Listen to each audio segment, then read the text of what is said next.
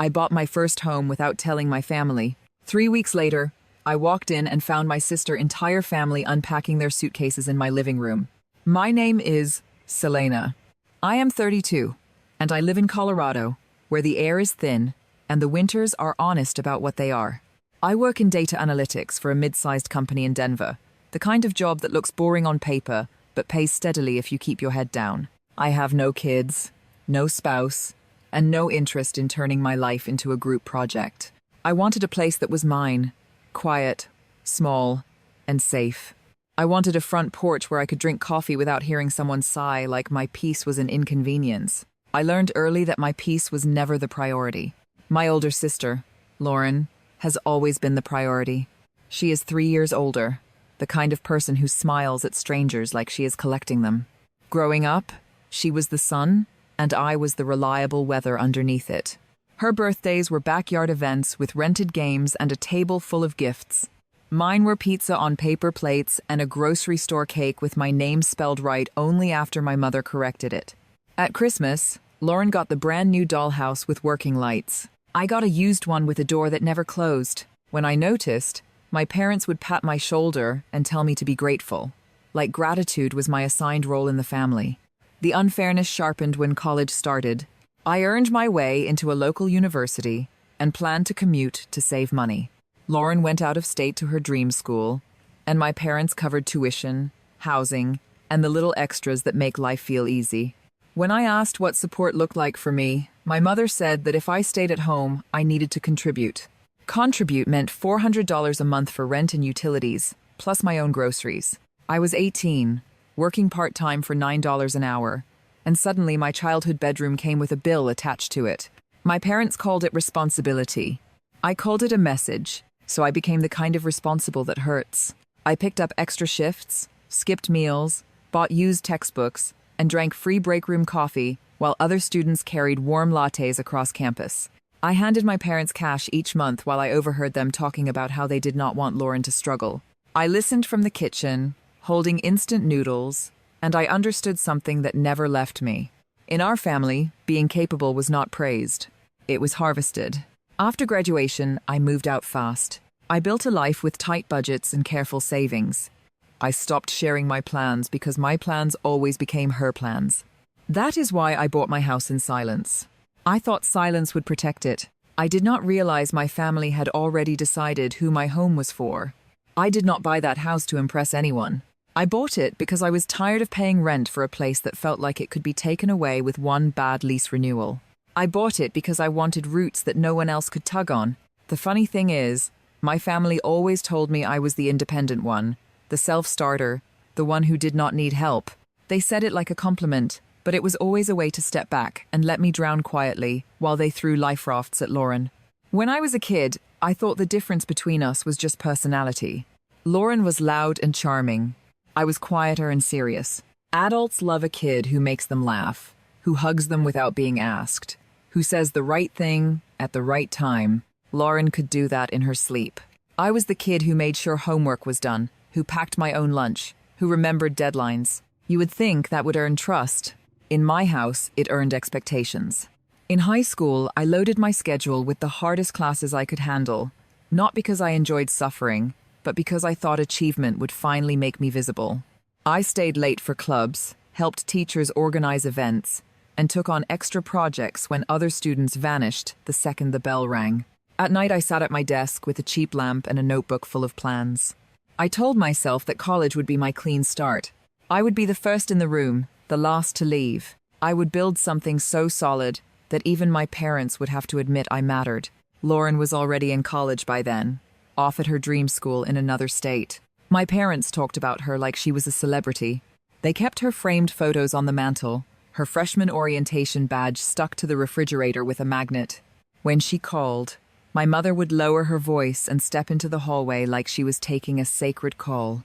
I would hear words like stress, pressure, and workload. I would hear how hard Lauren worked, how much she deserved a break, and I would hear the part that always landed like a quiet slap.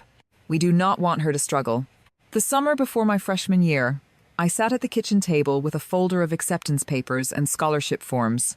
I had chosen a university close to home because it made sense. I could commute, keep costs down, maybe graduate with less debt. I explained it carefully, like a presentation. My father nodded, but did not look impressed. My mother listened with a tight smile, as if my plan was a minor inconvenience. I asked, as calmly as I could, what support would look like for me. Tuition help, books, anything. I did not ask for a free ride. I asked for fairness. My mother blinked like she was surprised I had needs at all. If you are staying here, you will need to contribute, she said, like she was reading a rule off a sign. I asked what contribute meant. She said $400 a month for rent and utilities. Groceries were on me. I remember the exact way my throat tightened, like my body tried to swallow the shock before my brain could process it. I reminded her that Lauren lived away at school, and they covered everything. My mother did not deny it. She just tilted her head and said, Lauren earned it. Lauren deserved it. You are different, Selena. You are independent. You will figure it out. Independent. The word sounded like a door locking. $400 a month might not sound like a lot to adults with full-time jobs. To an 18-year-old working part-time, it was a cliff edge. I found a job at a small retail store in a strip mall. The pay was not good. The schedule was worse. I worked evenings and weekends, then woke up early to drive to campus in a car that rattled like it was held together by hope. I learned which gas stations had the cheapest prices and which grocery stores marked down bread at night. I stopped buying things that made me feel like a normal student. I did not grab coffee on campus. I did not go to late-night food runs. I did not buy new clothes for presentations.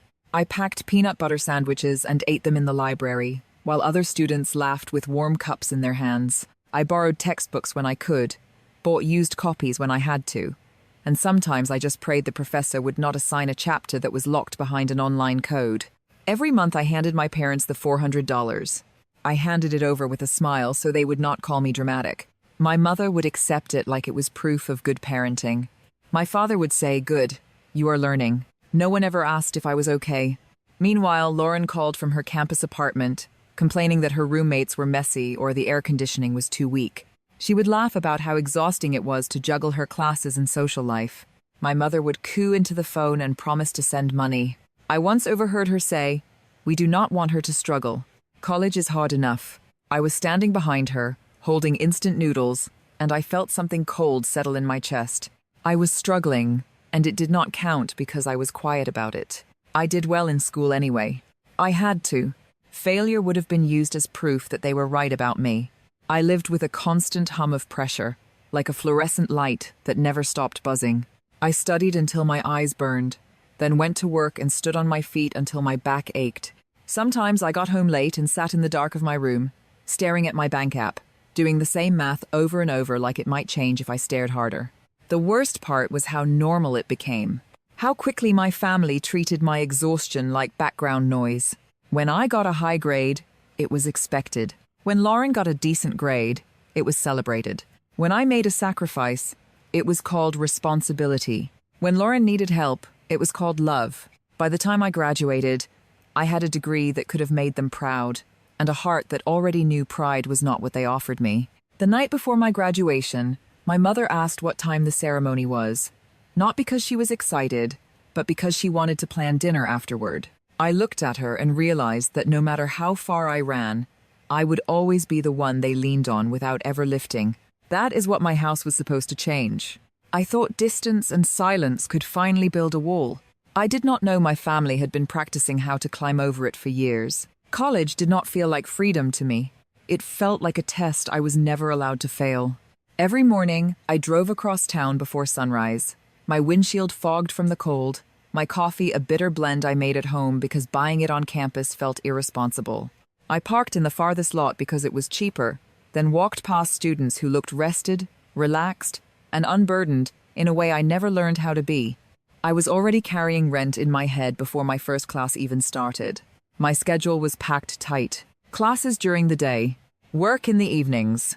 Weekends were not for rest. They were for extra shifts. I worked retail at first, then picked up freelance tech work when I could, teaching myself skills late at night because no one was going to invest in me if I did not invest in myself. I learned to function on less sleep than my body wanted and more stress than it could comfortably hold. I told myself it was temporary.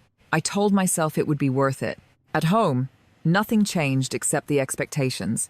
My parents did not see a student trying to survive. They saw a tenant who needed to pay on time. Every month, like clockwork, I handed over $400. Cash. My mother preferred cash. She would count it carefully, tuck it into her purse, and nod like a manager approving a transaction. Sometimes she would say, "Good job." Sometimes she would say, "This is how the real world works." She never asked how many hours I worked to make that money. I bought my own groceries and learned which meals could stretch for days. Rice, eggs, peanut butter, whatever was cheap and filling. I did not complain because complaining only made things worse. My parents had a way of reframing my pain into a lesson. If I was tired, I needed better time management. If I was stressed, I needed thicker skin. If I was overwhelmed, that was just adulthood arriving early. Lauren, meanwhile, floated through her college years like someone protected by an invisible net. She lived in a nice apartment near campus. My parents paid her rent. They sent money for groceries. They covered books without blinking. When she called home, it was always about how busy she was, how hard her classes felt, how much pressure she was under. My mother listened with sympathy that bordered on reverence. She offered solutions. She offered reassurance. She offered money.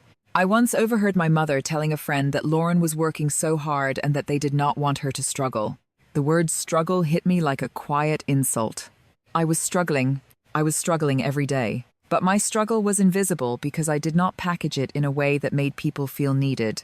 There were moments when the unfairness felt so sharp, it made my hands shake. Like the time Lauren complained about her car needing repairs, and my parents immediately offered to help her buy a new one. I was driving a car without air conditioning in the middle of summer, the windows down, sweat sticking my shirt to my back. I did not mention it. I did not want to hear another speech about independence. I learned quickly that success was the only acceptable emotion for me. If I did well, it was expected. If I struggled, it was inconvenient. I could not be weak. I could not be needy. Those roles were already filled. So I became efficient. I learned how to say no to things that made me happy and yes to things that kept me afloat. I skipped social events. I left campus early.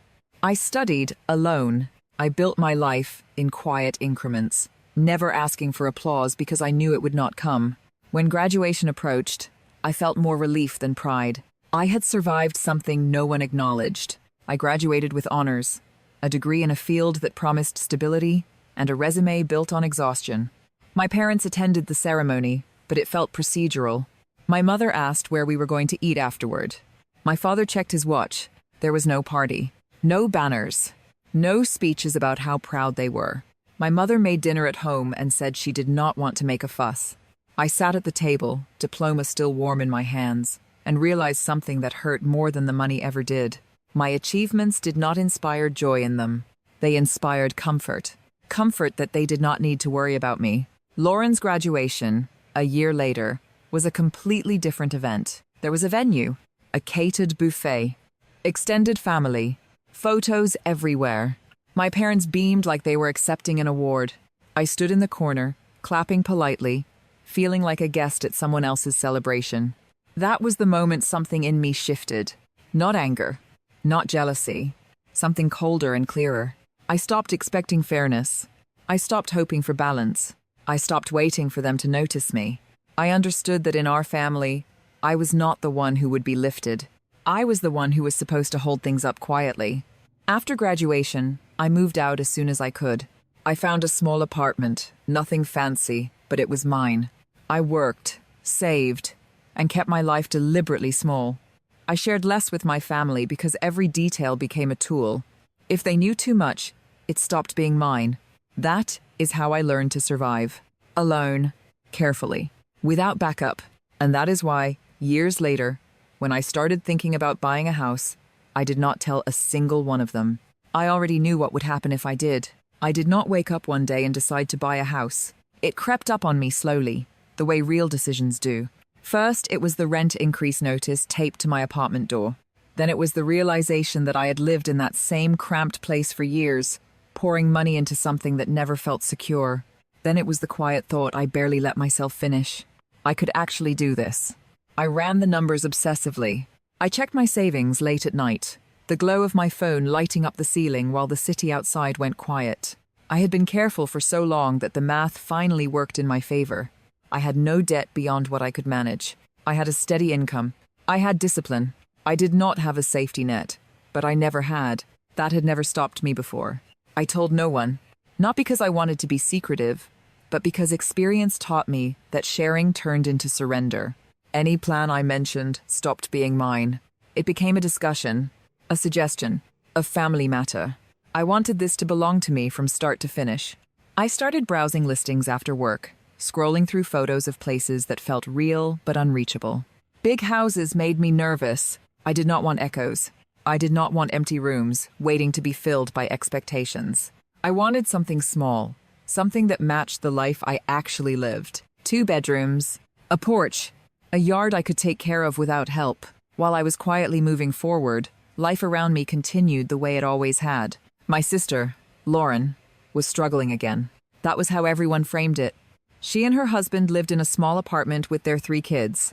He bounced between jobs. She complained constantly about space, about noise, about how hard it was to manage everything. My parents stepped in, as they always did. Money here, babysitting there, weekend help, emergency funds. I heard about it in passing, through comments dropped into conversations like background noise. I kept my responses neutral. I did not offer opinions. I did not offer help. I had learned that any engagement only reinforced the idea that I was part of the solution to problems I did not create. The house search stayed quiet until it did not. Someone at work mentioned it casually. I did not think much of it at the time. Colorado is smaller than people think. News travels sideways. Within a week, my phone rang. My mother sounded cheerful in a way that made my shoulders tense. She asked why I had not told her I was looking at houses. I played it down. I said I was just browsing, nothing serious. I could feel the conversation shifting before she even finished her sentence. She said she and Lauren had been talking. She said they had ideas. She said if I was going to buy, I needed to think big. She said I would need enough space for everyone. She talked about bedrooms, schools, proximity. She spoke like the decision was already half made. I hung up with a polite excuse and sat in my car staring at the steering wheel. The pattern was too familiar. Something that belonged to me was already being reimagined as a resource for the family. The messages started almost immediately. Listings filled my phone. Large houses. 4 bedrooms. 5 bedrooms. Places with pools and finished basements. Every suggestion came with commentary that had nothing to do with me. The kids would love this. Your brother-in-law could set up an office here. There is a guest room for us when we visit. I tried, at first, to redirect. I said I was looking for something small. I said I did not need that much space. My words landed like suggestions, not boundaries. The more I resisted, the more they pushed. That was when I stopped responding. I muted the messages. I focused on my own search. I avoided neighborhoods near my sister.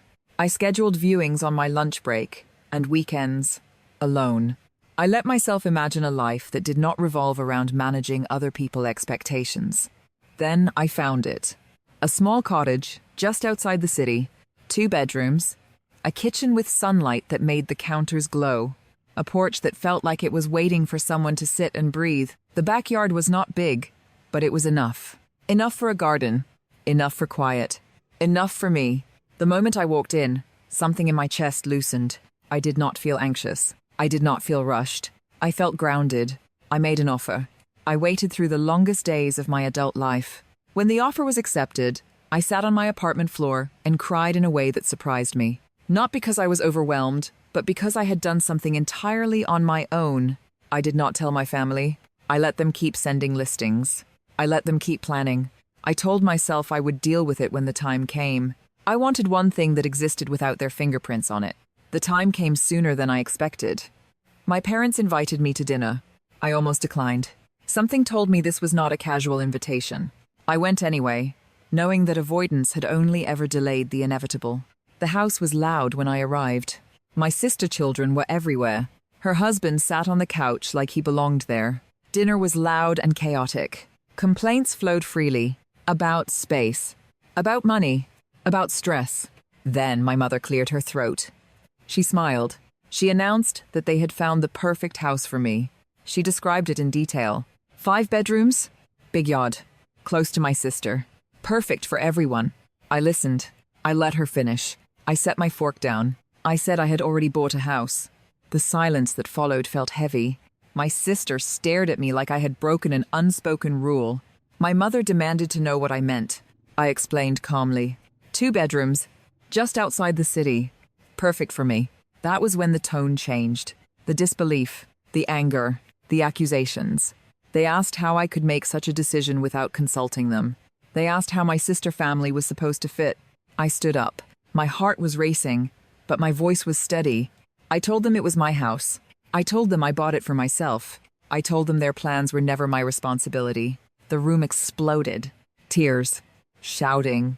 Words like selfish and ungrateful. I left without apologizing. I drove home shaking, not from fear, but from the realization that saying no had finally happened out loud. I did not know yet how far they would push back. I only knew they would. I thought walking out of that dinner would be the worst part. I was wrong. That night was only the opening door. The first message came before I even made it home. My sister sent a photo of her kids sitting on the floor of their apartment, toys scattered everywhere. Her caption carefully chosen to bruise instead of argue. Look how cramped they are. Is this fair to them? I stared at my phone at a red light, my hands tight around the steering wheel. It was the oldest trick in our family. If logic failed, they sent guilt wrapped in small human faces. I did not reply. I went home, locked my door, and tried to breathe. By morning, my phone was a disaster. Missed calls, long texts, voicemails I did not listen to because I already knew what they would say. My mother accused me of being cold. My father accused me of tearing the family apart.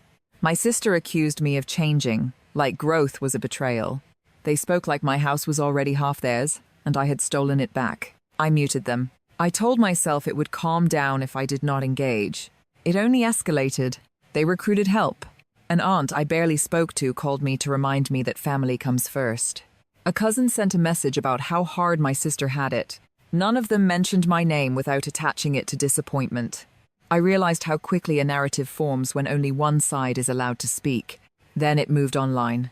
My sister posted a photo of her kids sharing a bunk bed, framed just right to look tragic. She wrote about space and sacrifice, and how some people forget what family means.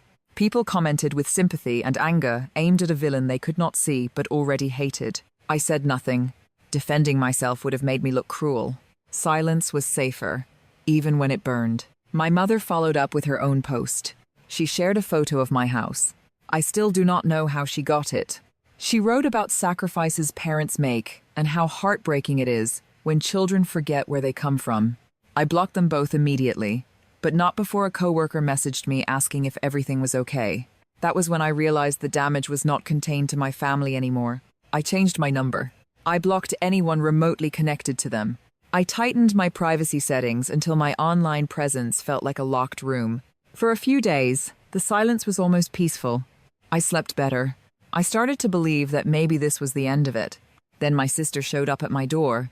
She stood there with one child on her hip and the others clinging to her legs, looking exhausted in a way that felt rehearsed. She said they had nowhere else to go. She said rent was going up. She said the kids needed stability. She said just for a little while. I did not invite her in. I stood in the doorway and felt my heart split between instinct and survival. I told her no. I told her my house was not an option.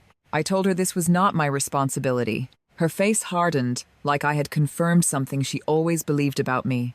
My mother called the next morning to tell me I was heartless. I hung up without explaining. I thought that was the boundary. I was wrong again.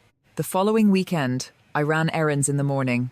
When I pulled into my driveway, my sister SUV was parked in front of my house.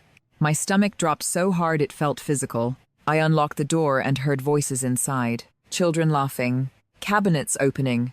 They were in my house. My sister was rearranging furniture like she had always belonged there. Her husband was in my kitchen, eating my food. The kids were everywhere, touching things I had chosen carefully. Like my space was a suggestion instead of a fact. She told me our mother gave her the spare key. She said it would be easier if they just moved in. She said I did not need all this space anyway. Her husband said it made more sense for them. I did not argue. I called the police. The officers arrived quickly. My sister cried. Her husband complained. They said family should not need permission. The officers did not care. They told them they were trespassing and needed to leave. I stood there shaking, but silent, watching my sister pack up her entitlement in grocery bags. One of the officers asked if I wanted to press charges. I said no. I just wanted them gone. After they left, my house felt different, like a place that had been touched without consent. I changed the locks that afternoon. I installed cameras the next day. I called a lawyer and had formal letters sent to everyone involved. Cease and desist. Clear. Final. I sat alone that night, on my couch, in my house, and felt something settle in my chest. Not guilt, not relief. Something steadier. Clarity. They had never wanted my success. They wanted access. After the locks were changed and the cameras were installed, my house finally sounded the way I imagined it would. Quiet. Not the awkward quiet of avoidance, but the steady kind that lets your shoulders drop. I sat on the floor the first night because my couch still felt unfamiliar after everything that had happened. The walls did not judge me. The windows did not ask for explanations. For the first time, nothing in my space demanded that I shrink to make room for someone else's comfort. I did grieve. Not the relationship I had with my family, because I had already learned to survive without that. I grieved the idea that things could have been different. I grieved the version of parents who might have said they were proud without adding conditions. I grieved the sister I never really had, only managed. That grief came in waves, usually late at night, when there was no one left to disappoint. But something else came too. Relief. The kind that settles deep and does not ask permission. I realized that my family never struggled with my independence. They struggled with the fact that they could not control it. As long as I stayed small, quiet, and available, I was useful. The moment I built something they could not claim, they panicked. They called it selfishness because entitlement sounds uglier out loud. I replayed the moment I called the police more times than I care to admit. Not because I regretted it, but because it marked a line I never crossed before. I had been trained my whole life to absorb discomfort so others could stay comfortable. That day, I chose the opposite. I chose safety over silence. I chose law over loyalty. And yes, I chose myself. Some people will always say family is everything. I used to believe that too. Now I believe family should not require self-erasure as proof of love. Family should not need keys to your home to feel important. Family should not demand your future as rent for your past. I still live alone. I still drink my coffee on the porch in the mornings. I planted lavender in the backyard, and this time it lived. I sleep better than I ever did before. Not because life is easier, but because it is honest. My phone stays quiet. My space stays mine. I do not know if my parents will ever understand what they did. I do not know if my sister will ever see me as anything other than a resource she lost access to. I have stopped needing those answers. Closure is not something they can give me. It is something I built, one boundary at a time. Sometimes I wonder what would have happened if I had given in, if I had let them move in, if I had swallowed the resentment and told myself it was temporary. Then I look around my house, and I know exactly what would have happened. I would have disappeared. Again? So here is my question for you. If your family crossed every line and called it love, would you still open the door? Or would you finally lock it and keep the key?